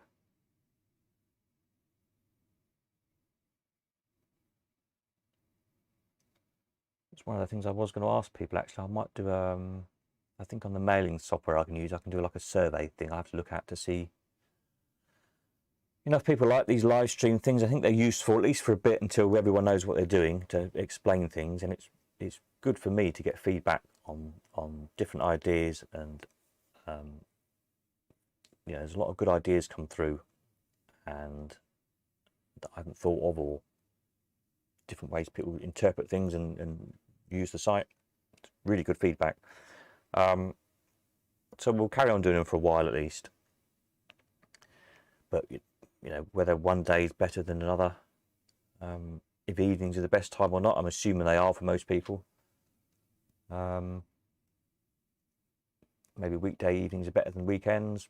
Don't know. Cheers. Good night. Good night, Mr. Tree Frog. Good luck with any offers you've made.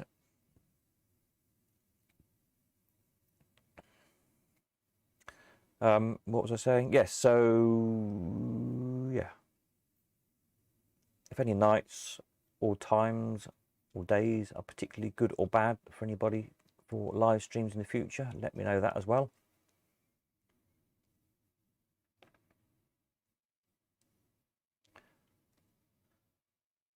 And perhaps try some different times or different days.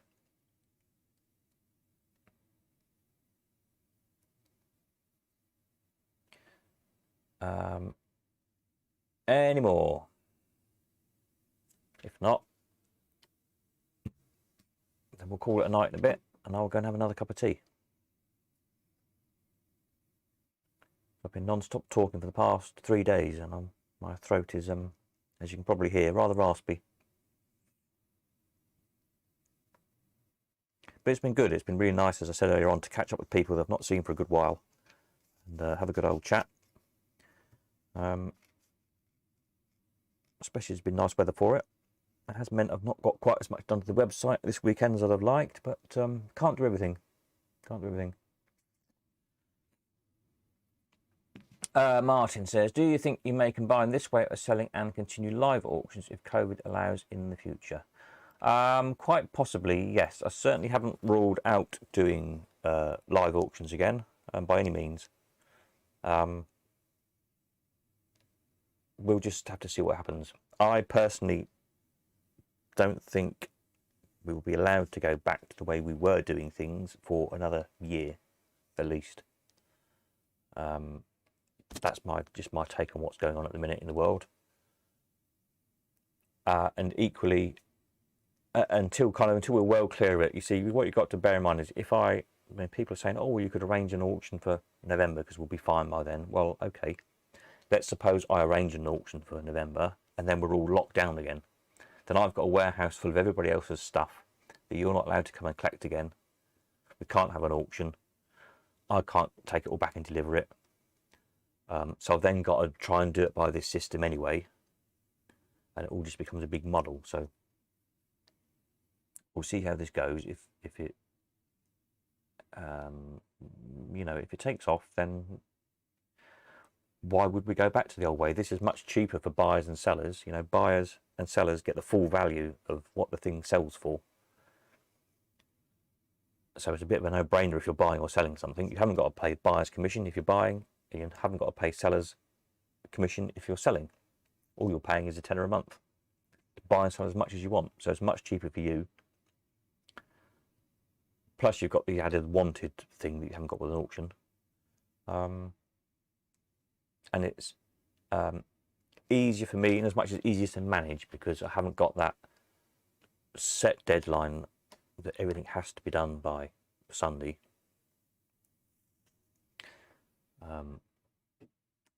So I say it'd be much more of a continuous kind of rolling stream of stuff coming in, and things that need a bit more time to take more photographs of, or video or whatever. We can give it the time the things deserve. Or something needs a bit more research. If it's something, it's probably not going to be a machine, but other stuff that comes in, signs, automata, all sorts of interesting things. Sometimes you get something you don't know what it is, or its history or whatever.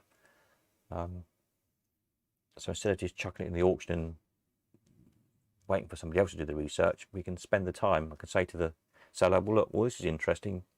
Let's spend a week or two researching this, see what we can find out. So we can get it described properly and get the proper price for it. So we'll see. We'll see.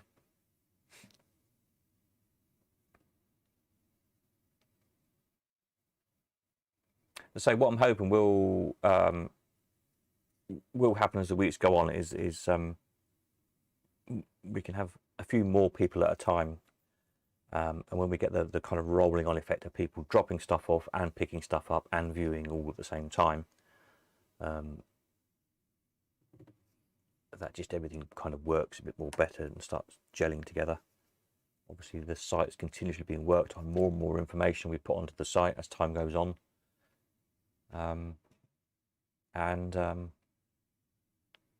you know, kind of bring the social thing back together, which people really like and enjoy.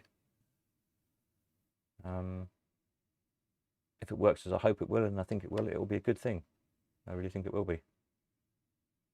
But of course that depends on the customers as much as anything else. Any more? I think people are starting to drift off now. So what's the time? 9:45. Good grief, 9:45. So if there's any more questions in the next few minutes, if not, we'll call it a night. And I'll leave you to go and tweak your offers on these machines. Where are we again? That's over here. I say come midnight, these will all disappear automatically. Well, hopefully, if I've coded the page correctly, they will anyway. And I will. There won't be automatic notifications at midnight for anybody who's won these, which there will be in due course. Just because I want to double check myself. Obviously, I'd hate somebody to get notified they bought something when in fact they haven't, because there's a glitch or a niggle in the code somewhere. In particular, as I said, I want to make sure if there's two matching offers on something, that the person who made the offer first gets the notification that they've won the item, rather than the person who made it second. And some of these things are things I couldn't really test with you know, with kind of sampled made up data in the past. It really had to be done real live, unfortunately. So we'll see how it goes, fingers crossed. Andrew Nightle, good night, Andrew. Catch you tomorrow, hopefully. Martin, just a thought. It could fail for you if people organise themselves into a buying ring and one person makes themselves a member and 10 people buy and sell with them. Well, at the end of the day, that happens with auctions. Always has, always will. I can't see it happening. The thing, I mean, what we always found with the auctions, we just had so many customers, literally all over the world. If you've ever been to the auction house, we had hundreds and hundreds at a time. So rings just didn't really happen. A few people tried, a few certain names I won't mention. But there was just too many people. Rings really only work if you're and they don't really work in the internet age, to be honest. In the good old days, before the internet, you know, if you turn up at an odd auction somewhere and there was a slot machine, there might be one or two other collectors there. Nobody else knew what the thing was or what it was worth. It was just an old machine in a junk auction, and yes, you could ring it. And we did. I did it. Oops, I shouldn't say that. But that's the reality of the situation. Now every auction is on the line.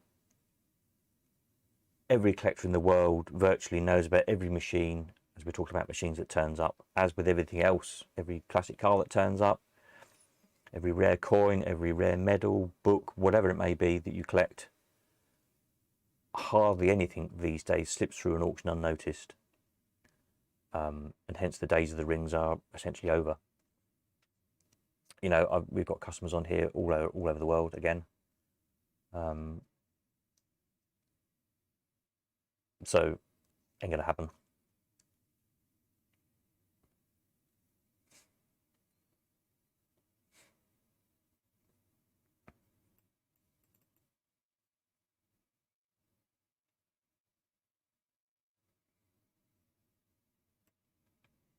You know, and of course it's also down to the, you know, let's suppose you could find somehow, I can't see how you could, but if you could find every collector who was looking to buy a whatever, Brian's 11s at the moment, and arrange some kind of ring with them, so you only bid £200, well, the seller's not going to accept £200, are they? So it ain't going to work anyway, is it? So don't worry about that. If you're selling, it's not going to happen. If you're buying and trying to form a ring, it ain't going to work.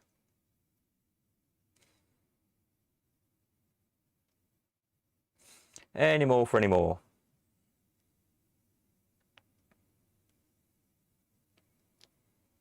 What have we got left? It tells me here there's 10 people still watching, apparently. So if any of you lot have any more questions, ideas, suggestions,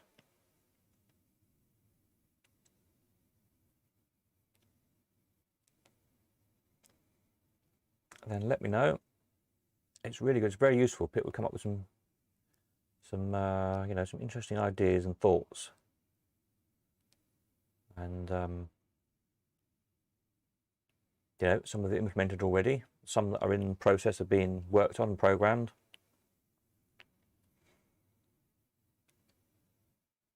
Things we changed early on, like the way they wanted adverts, things worked. When I initially wrote it, it made sense to me, but a lot of people were getting very confused by it, so we changed all of that. So hopefully it now makes more sense. There's still a few things I think I need to explain better on the help pages, maybe. But people will get used to it as we go on. It is, at the end of the day, it's a different thing. No one ever done anything quite like this before, especially on the a collector level, if you like. As I say, in business, especially big business, then sealed bids is the norm pretty much. In Scotland, that's how houses are bought and sold all the time. It's all a sealed bid process, which makes it a lot easier than it is here in England, because it's just a pain buying a house, as everybody knows. Because in Scotland, you put your sealed bid in, and you basically your contract is made at that point. So when the envelopes are opened, whoever's sealed bid wins, and that's the exchange of contract. And you can't be gazumped, you can't pull out. That's it. You're into it. So it really takes out all the messes, which makes buying property in Scotland a lot better and easier than it is down here in England, where it's just a pain, because you end up with so many time wasters, as we all know. Bellamatic, do you plan to offer a buy it now price? Not at the moment, but if it's, you know, if it's something that a lot of people ask for, then it's something we'll look at. But the point is, you know, again, think of it from as I say, all of this, you have to think, for me as an auctioneer, whatever you want to call me doing this website, sat in the middle, I have to try and strike the best balance between buyers and sellers' interests, which isn't always easy. So buy it now price from a seller's point of view, well, somebody else might have paid a bit more. So why am I putting my machine, we're talking about machines again at the moment, why am I putting my machine on at £500 fixed price? Because somebody might be willing to pay 550. So hence an auction or the sealed bids, it encourages everybody to put their best offer in, and hopefully the seller gets their best price. So that's a problem with a fixed price system from a seller's point of view. From a buyer's point of view, it's perhaps better because you know, your hope as a buyer then, isn't it, is to try and get a bargain, get something a bit cheaper than, you know, perhaps somebody doesn't know what they're selling or whatever, is the hope. With this, I don't think it's going to happen because we're so focused on niche collectors. Most collectors of machines or Ferro art, whatever it is we're selling, have a reasonable idea of the value of the stuff they're selling. And you know, one of the main features of the site is all the historic prices, which there's lots more to come in due course. So again, you will have in due course a good rough reference of what every item, you know, should be worth within a little. And again, it's about striking this balance between trying to get the best but fair price for the seller and the buyer paying a, you know, fair price again for what they're getting, and trying to get that somewhere in the middle, perfect balance, so both sides are happy.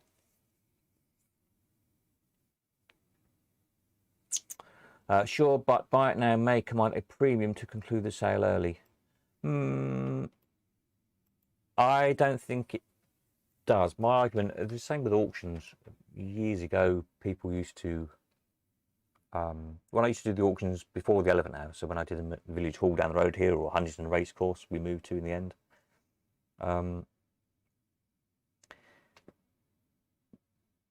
everything for the auction arrived on the day. It was always chaos. So I'd have 200 machines arriving first thing on a Sunday morning to be brought into the hall, lot numbers stuck on them, sell them, take them home again. Everything had to be done in a day, in and out, finished.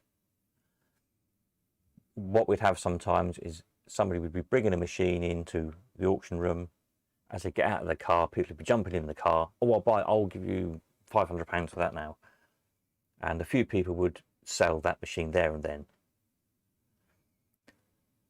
Now, to me, as I said to people, if that person was prepared to pay you £500 there and then in the car park, they're not going to offer you more money than they were prepared to bid in the auction. They're trying to buy it cheaper off you. They're trying to stop it going into the auction because they know somebody else is going to pay more money for it. That's why they're trying to buy it out of your car. So the people who sold those things in the car park invariably lost out. And something similar in the auction, with that many machines, there's often similar things, would usually make more. And that person would realise that selling it in the car park before the auction, they lost out. It was also frustrating for people who would come specifically to buy that machine, sometimes a long way, when it's been sold in the car park.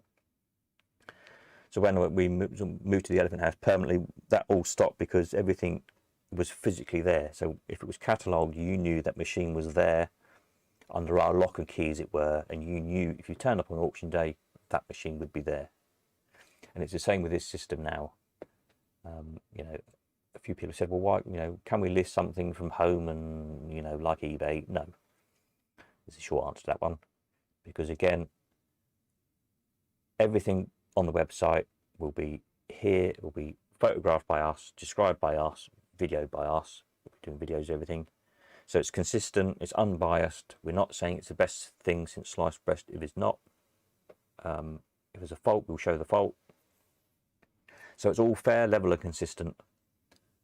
And you know it's here. So again, if you're coming some distance to view some items, you might be coming 100 miles or more, you're not going to get here and it's disappeared because it's been sold last night or something. You know it's here. If it's on the website, it's here. Simple as that. So yeah, I don't think buy it now commands a premium. That's my, you know, it's my personal experience of 30 odd years of selling stuff. And certainly on the rare occasions I put stuff on eBay, which is very rare because it drives me up the wall, I don't do buy it now, so I always put it on for auction.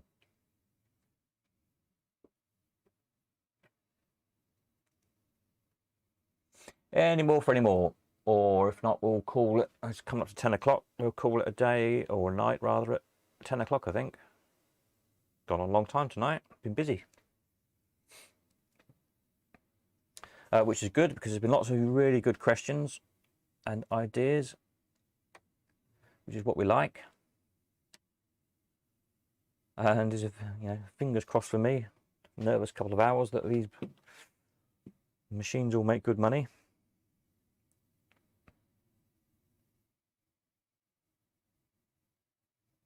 Because I don't want to have to ring the seller up tomorrow and say, oh, I'm sorry, but your 40 machines, I haven't made very much. I look a bit of a prat if that happens, aren't I? So, yeah. Hopefully they do well. It's been quite a mixed bag with stuff, really. Some quite old stuff and some relatively new stuff.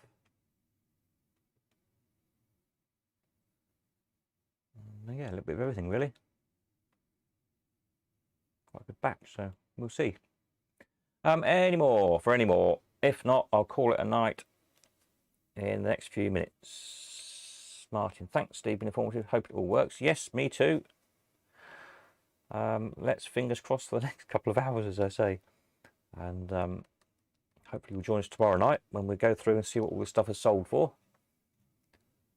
And hopefully I end up with a happy seller and 40 happy buyers, or maybe not 40 if anybody buys more than 2 things. You know what I mean? Hopefully we strike that happy medium. And it gets us off to a good start with more stuff arriving next week. Ballamatic, thanks, Steve. Good luck with tonight. Thank you very much. See you tomorrow, hopefully. I don't think we're going for quite so long tomorrow night, but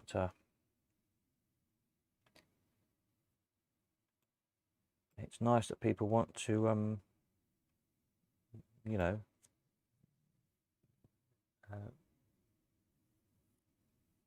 make comments and spend the time.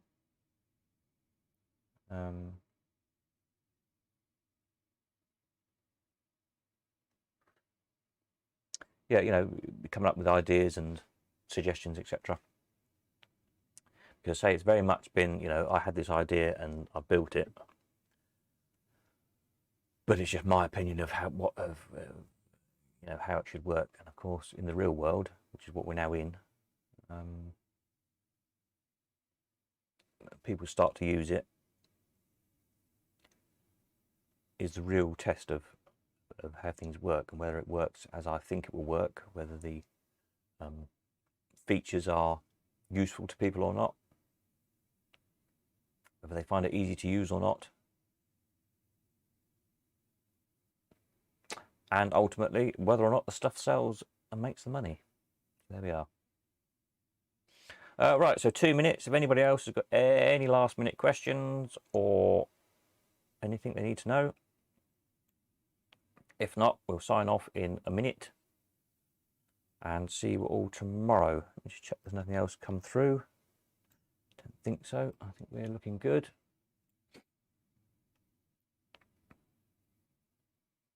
And good luck to any of you who are still watching who have made offers on things. I hope you're successful.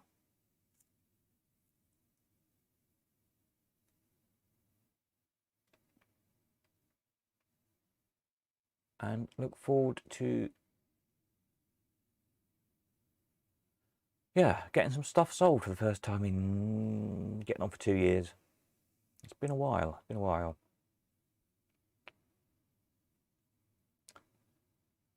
So let me bring this one back over here. Where's my little logo thing? Here we go.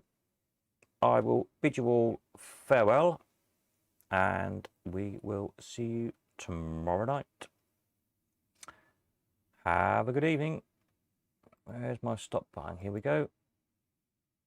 Nighty night.